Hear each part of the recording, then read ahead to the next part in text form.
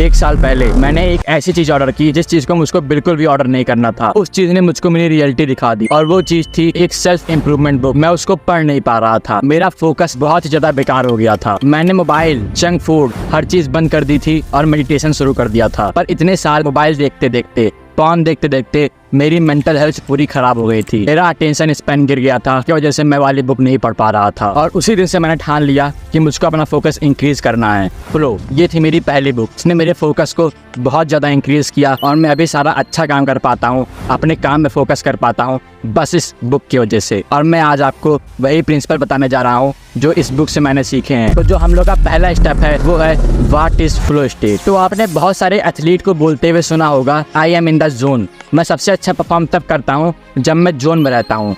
Athlete को इसके बारे में पहले से पता था।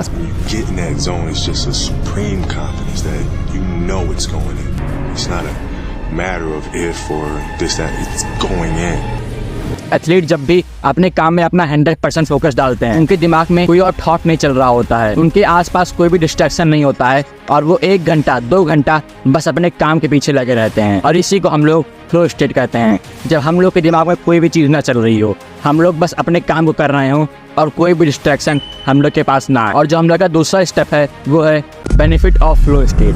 तो मैं एक बार अपने पुराने चैनल के लिए, जिसका पासवर्ड मैं भूल चुका हूँ, उसमें 7 वीडियो की स्क्रिप्ट लिखा था और मैं एक जगह पर बैठ के 3 से 4 घंटे के लिए 7 वीडियो रिकॉर्ड कर दिया और मेरा 7 दिन का काम 1 दिन में हो गया। किसी लोगों के लिए ये 30 दिन का काम था, पर मैंने उस काम को बस 1 दिन में कर दिया। और मैं यही चीज़ अभी भी कर रहा हूँ। मैं अभी एक वीडियो बना रहा हूँ, मेरी एक वीडियो अपलोड हो रही है और मेरी एक वीडियो पहले से एडिट होकर पड़ी हुई है। और इसीलिए मैं बहुत ज़्यादा प्रोडक्टिव हो पाता हूँ अपने काम में इस फ्लो स्टेट की वजह से, जिससे मैं बहुत सारे लोगों से आगे निकल जाता हूँ। मुझको मेरे उम्र के 3 से 4 साल बड़े लोगों को भी मेरे पास बैठा दो, मैं सबको हरा दूंगा। किसी भी चीज़ में मैं सबको बीट कर दूंगा, क्योंकि मेरी सारी हैबिट बहुत ज़्यादा अच्छी है।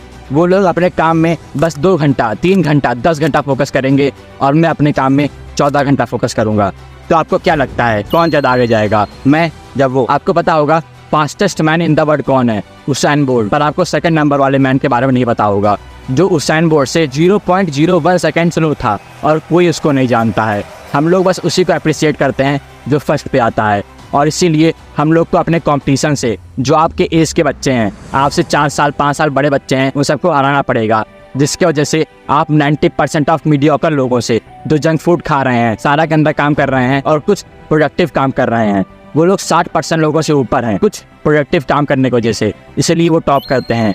और अगर आप सारा अच्छे काम करना शुरू कर दोगे, 90% लोगों से ऊपर हो जाओगे, तो फिर आपको घंटा फर्क नहीं पड़ेगा कि ये लोग क्या कर रहे हैं। आप इन सबको आराम से हरा दोगे और अपनी कंपटीशन को बीट कर दोगे। और हम लोग का स्टेप नंबर 3 है how to be in a flow state. तो फ्लो स्टेट में रहने के लिए आपको पहले अपनी सारी डिस्ट्रैक्शन कम करनी पड़ेगी और इस फ्लो स्टेट में आपको एक टाइम सेट करना पड़ेगा कि आप कितने देर तक वो काम करना चाहते हो। ये टाइम आप 30 मिनट से 2 घंटे तक का रख सकते हो।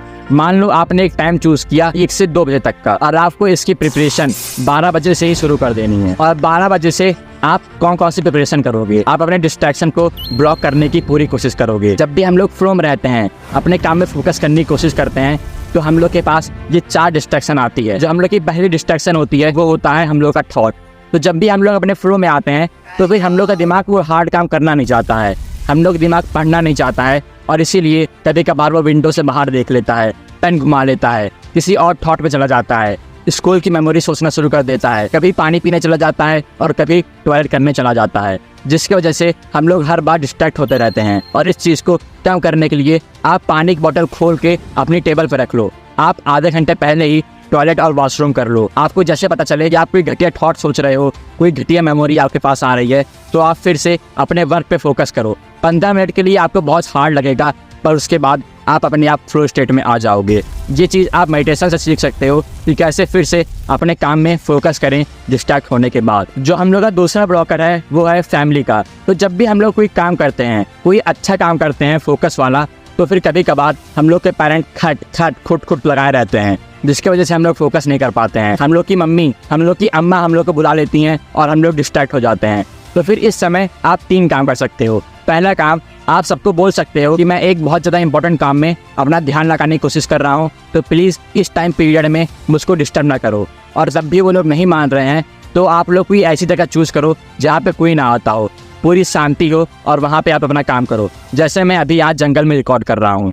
और तीसरा काम आप कर सकते हो कि आप सुबह जल्दी उठ के अपना सारा काम करो जब आपके पेरेंट्स सो रहे होते हैं। और तीसरी चीज़ है इंटीमेट फास्टिंग। आप इंटीमेट फास्टिंग करना शुरू कर दो। इंटीमेट फास्टिंग मतलब होता है आप बस 8 घंटे के ब्लॉक में खाना खाते हो और 16 घंटे आप बिना फूड के रहते हो। मतलब आप 8 से 4 ही खाना खाओगे और उसके बाद नहीं खाओगे। आपको पता होगा हम लोग का पेट हम लोग का दूसरा ब्रेन है, और जब जब आप जंक फूड खाते हो, बहुत ज्यादा खाना ठूस लेते हो, तो फिर आपका दिमाग खराब हो जाता है, आपका फोकस अच्छे से नहीं लगता है, आप बहुत लेजी और वीक हो जाते हो।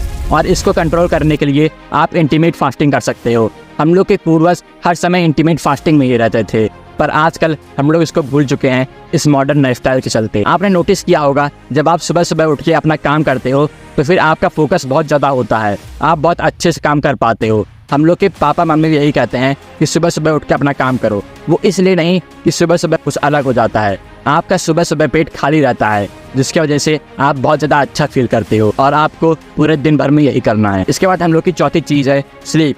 तो बहुत सारे बच्चे, स्कूली बच्चे अपनी स्लीप को सेक्रीफाइस करते हैं, 4 घंटे की स्लीप लेते हैं अपना सब्जेक्ट पढ़ने के लिए, जो कि बहुत ही बेकार चीज़ है। अगर आप अच्छी स्लीप ले रहे हो और आपका कंपटीशन बहुत बेकार स्लीप ले रहा है, तो फिर आप उससे 90% आगे चले जाओगे और उसको आराम से बीट कर दोगे। क्योंकि स्लीप बहुत ही इंपॉर्टेंट चीज़ है जिसको हम लोग समझ नहीं पाते हैं। यह हम लोग के हार्मोनल बैलेंस को, हम लोग के माइंड को, हम लोग की लेजीनेस को कंट्रोल करती है, जिसके बारे में आप एंडी हुबरमैन के पॉडकास्ट से देख सकते हो कि स्लीप कितनी ज़्यादा इंपॉर्टेंट है हम लोग के लिए, और हम लोग इसको इग्नोर करते हुए चले जा रहे हैं इस मॉडर्न टाइम में। आपको 8 घंटे की स्लीप लेनी ही लेनी चाहिए, पर हम लोग इसको ढंग से नहीं ले पाते हैं। आप स्लीप को इम्प्रूव करने के लिए मेरी ये वाली वीडियो भी देख सकते हो। और इसके साथ साथ कुछ और डिस्ट्रैक्शन भी है हम लोग के पास, जैसे मोबाइल की और टेक्नोलॉजी की। इसके बारे में मैं नहीं बता रहा हूँ क्योंकि ये आपको पहले से पता है और मैंने इसके बारे में बहुत ज़्यादा बार बता दिया है। और हम लोग का चौथा स्टेप है लेवलिंग अप। और जब आप 1-2 महीने के लिए 2 घंटे के लिए पूरे दिन भर में फ्लो स्टेट में आते हो, तो फिर आपको लेवल अप करना है। मान लीजिए आपने पहली बार 8 से 10 बजे का टाइम चूज़ किया फ्लो स्टेट में आने का, आपने बहुत अच्छे से अपने काम में फोकस किया, और उसके बाद आप 1-2 घंटे का रेस्ट लिए और फिर से दूसरे फ्लो स्टेट के ब्लॉक में आ गए। आप 12 से 1 बजे तक फिर से अपने फ्लो स्टेट में रहे, फिर से अपना काम किए और फिर से रेस्ट करना शुरू कर दिए। आप दिन में 1 बार फ्लो स्टेट से दिन में 2 बार फ्लो स्टेट में आओगे, और इसके बाद कुछ समय के बाद धीरे धीरे आप दिन में 4 बार फ्लो स्टेट में आना शुरू कर दोगे, और आप अपने सारे कंपटीशन को बीट कर दोगे। और आप एक बात याद रखना, आप लगातार 4 बार फ्लो स्टेट में ना आना, क्योंकि आपका दिमाग बहुत ज़्यादा फटीक हो जाएगा, आपको इसकी आदत नहीं है और आप बहुत ज़्यादा बेकार फील करोगे। हम लोग जब भी जिम में जाते हैं तो फिर हम लोग 2.5 kg इंक्रीज करते हैं अपने वेट में ओवरलोडिंग के लिए। हम लोग डायरेक्ट 30 kg से 100 kg नहीं लगाते हैं, क्योंकि हम लोग को पता है चैलेंज बहुत हार्ड हो जाएगा और हम लोग के साथ कुछ भी हो सकता है, और इसीलिए आपको धीरे धीरे अपने काम में प्रोग्रेशन करनी है। और इसके साथ साथ आप जंक फूड और सारी बैड हैबिट छोड़ दीजिए, जिसकी वजह से आपकी मेंटल हेल्थ अच्छी होगी और आप और ज़्यादा अपने काम में फोकस करेंगे। अगर आपको एडिक्शन छोड़ना है तो फिर आप मेरी ये वाली प्लेलिस्ट देख सकते हैं।